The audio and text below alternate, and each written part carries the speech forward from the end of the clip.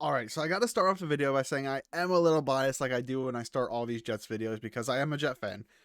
But I really think that the New York Jets set themselves up for a great 2022-2023 NFL season because of what they've done in free agency so far. Now, we still have the NFL draft to look forward to, and I'm going to talk about who I want the Jets to take and what the outlook of that draft could, potentially look like for the Jets. But let's just take a look back what they've done the last few days and talk about how Joe Douglas has spent big in the right areas, but hasn't overspent because, you've seen teams like the Jacksonville Jaguars, right? They've signed so many players and they haven't really gotten a star. And I'm not going to say the Jets have gotten, a superstar. They haven't signed a Devontae Adams like the Raiders just traded for. They haven't traded for a Russell Wilson, right? They haven't done something like that. But you look at the Jacksonville Jaguars, they're paying Christian Kirk like top five receiver money in the NFL. And then, they decided the Jets' former defensive tackle, Foley Fatukasi, for like $10 million a year. So they made some, big signings, right? I'm not saying those are bad players. I think they're good players, but they're signing them for such a premium price that it's not going to allow them to upgrade at other positions maybe next year or the year after. So they're kind of going in like we need help right now, so they're overspending and stuff like that. The Jets have opted to go the complete opposite way. Obviously, they start off with one of the biggest needs that they needed in free agency, and that was just working on the offensive line. Now, I'm not against, there were people saying the Jets need to draft the offensive tackle in the first round at the number 4 pick. There was like a lot of assumptions. I was never on board with that. If they do it, I love Ika Mekwanu. I think he's the best tackle in the draft. If we are going to draft one, I would want to draft him.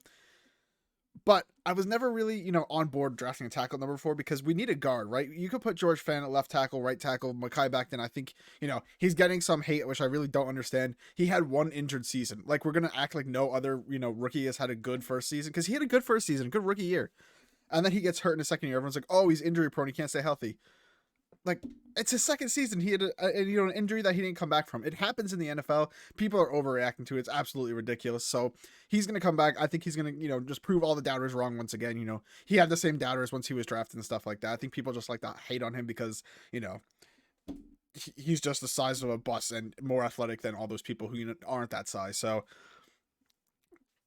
it's just ridiculous. But, I think they're good on offensive tackle. So the big signing they made in free agency was signing Laken Tomlinson from the San Francisco 49ers, reuniting him, obviously, with Michael Thor and Robert Saleh, who were coaches on that 49ers staff 2 years ago. I think he, obviously he's a Pro Bowl guard. He's really healthy. That's a key thing. The Jets' offensive line, despite being much better than they were, with Sam Darnold in his last season as the Jets, they were much better last year, but they couldn't stay healthy. So I think adding a player, that's not only that caliber, but has proven to stay healthy through his entire career is a huge get for the Jets. Obviously, he's going to be able to plug in and play right away at that right guard. Some people are saying that, he shouldn't play right guard. He was always played left guard in his entire career. He played right guard in college, I'm pretty sure. He's also just really talented overall. So I would feel more comfortable pushing him to right guard over Elijah Vera Tucker. And Elijah Vera Tucker is the future. Why would you change his position when he's already proven that he could play left guard really well? And he's going to be on the team hopefully for the next 10 years. So great get. Then we look at some of the other signings. Obviously, they signed Braxton Berrios, Zach Wilson's BFF, basically. Obviously, you want to keep the chemistry there with those two. You want to keep Zach Wilson's best friend on the team. I think that's a huge signing. And apparently, he took less to stay with the Jets than going to another team that was offering more. Apparently, right? We don't know for sure, but that's what a rumor I saw. So I think that's a huge get.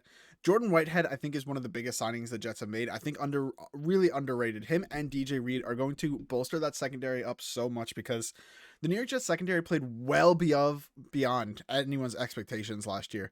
People were going to the season thinking, oh my God, teams are going to throw for 500 yards against us. And you know what? The secondary wasn't great, but it performed way better than people thought. And people are saying, well, we didn't have a pass rush. I actually think it's the opposite. I think the quarterbacks were able to get the ball out of their hand, the ball out of their hands so quickly that, the defensive line didn't have, the opportunity to get to the quarterback. So I don't think the defensive line is as big of a problem as people are making it out. I think the secondary, just being so young, made some simple mistakes that allowed the quarterback to get, throws early on into the play. So I think adding a player like Jordan Whitehead, who's just, an absolute dog, right? He's kind of like Jamal Adams, right? The New York Jets, they know Jamal Adams very well, except he's a little bit better in coverage. And I'm saying a little bit better nicely. He's a lot better in coverage, right? He just understands, where to be on the field. Apparently he thinks he's going to plug into Robert Saleh's defense really well because Robert Saleh kind of, uses his safeties in different ways, right? We saw Marcus May play a little bit more towards the box last year. Sometimes he dropped back 20 yards like we saw, when he was in Greg Williams' defense. So I like that, we have a versatile player in Jordan Whitehead. He's going to be doing a lot of different things, completely changing it. And that safety room really needed some help, especially losing Marcus May, who's obviously a phenomenal player. I understand why we let him go, right? Money and stuff like that. Jordan Whitehead, only like 24 years old. He's a huge signing. I know it's only for 2 years, but it's just a huge signing for this defense to add a veteran leader like that. And then DJ Reed from the Seattle Seahawks. Some people are saying that he's too short. He's not going to be a number one. If you watch him in Seattle, he is a phenomenal player, and he plays with that chip on his shoulder that, whenever you have a guy that has a chip on his shoulder and proves it every single play, that's when you have a great NFL player. He outworks everybody, it seems like, and he doesn't let his height, put him at a disadvantage. He doesn't allow that to be an excuse for him. He just time and time again makes plays. I know some people, they love Bryce Hall. I love Bryce Hall. Apparently the Jets aren't as fond of him. I don't know if that report is true or not. But I think Bryce Hall is a solid cornerback. He's going to be cornerback number 2, I think, on this team right now. And that's okay because, he was able to have like the second most pass deflections in the NFL last year. He hasn't been able to grab any picks yet, but putting him at cornerback number 2, if you put, our cornerback 1 last year who played pretty well at cornerback number 2, obviously your defense is going to get much better. So overall, I think the 2 defensive signings are absolutely huge. So overall, the New York Jets, they've had a pretty good free agency. Now I want to turn towards the draft, right? Jets have the 4th and the 10th pick. Which way do they opt to go? A lot of people were saying before free agency that, like I said, they were going to go offensive tackle. They were going to go cornerback, maybe get Sauce Gardner. Were they going to draft the safety Kyle Hamilton? And again, I gotta say I'm biased. I'm a Notre Dame fan. I love Kyle Hamilton. I also think he's just a freak of nature. And if he drops to number 10 and he's still there, I would love for the New York Jets to get him. I know we signed LaMarcus Joyner and stuff back, but you get Kyle Hamilton if he's there at number 10. You take best player available, and if he's there at 10, he's easily the best player available. I can tell you that for sure.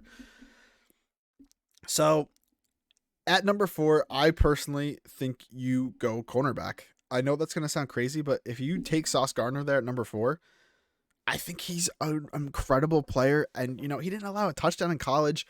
We're already going to be adding, we already have a lot of secondary pieces, right? We had Brandon Eccles last year, the rookie. He won Rookie of the Week. Bryce Hall, obviously. And then we have Michael Carter II. Michael Carter II is the slot guy, right? I don't think there's a better player on the team right now at that slot position than he is. So I think you put him in right away. And that's that. And then we have Bryce Hall. You get kind of stuck with those 3, but it's better to have more cornerbacks in my opinion. And when he's still there, I think he's the best player in the draft. I wouldn't be opposed to edge now, right? I think because of all the signings that the other teams have made, so I need to make this clear first. I think that Kayvon and Aiden Hutchinson are going to go in the 1, 2, or 3. I don't know what position. I think I was big on the Jaguars taking an offensive tackle, but with the way they went in free agency, I just don't see the Jaguars taking an offensive tackle now because, they franchise tagged or re-signed, I should say, their offensive tackle. And then they signed another one in free agency, a good player as well. So I just don't see that being the direction they'd opt to go in. I think they take Aiden Hutchinson or Kayvon, depending on, who they like better. And then the Houston Texans or Detroit Lions, I'm assuming one of them is going to take a defensive end as well. So I just don't think they're going to be there. But if one of them slip, of course I would take them, right? I see some people saying Jermaine Johnson. I don't know. I don't know if I feel like I don't like reaching on players so much. So I think Sauce Gardner, if he's there, you take him. And then at number 10, like I said, if Kyle Hamilton is there, you take him because we made a lot of offensive signings. I know we don't have a true number 1, as some people are saying, but if Kyle Hamilton is there, you take him. I wouldn't be opposed. I really want a wide receiver as well. I love Garrett Wilson. Drake London, I'm not as fond on, but I'm not a recruiter, right? You can't take my word. I'm like, if I'm saying anything, you guys disagree, let me know in the comments below, right? I'm not saying that I know all this is what the Jets need to do. No, this is just my personal opinion coming from a fan. The players that I would like to see the Jets add. So I would take Kyle Hamilton if he's there. I would take Garrett Wilson, Drake London. I really like the wide receiver from Arkansas. I gotta look up his name. I don't know why this is slipping my head right now. So apologies for this little wait right here.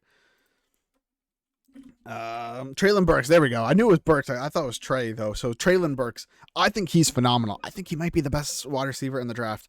Personally, just watching, some of his highlights, some of his film, he just seems like a guy that could get nice separation, has a big frame and stuff like that. I wouldn't mind any of those wide receivers coming to the New York Jets. I think anytime you could add more weapons, right? We saw the Bengals do it last year. The Jets added CJ Uzomah Tyler Conklin in free agency. Those were obviously huge gets. I think it's a tight end is huge for a young quarterback. I think that's their safety net.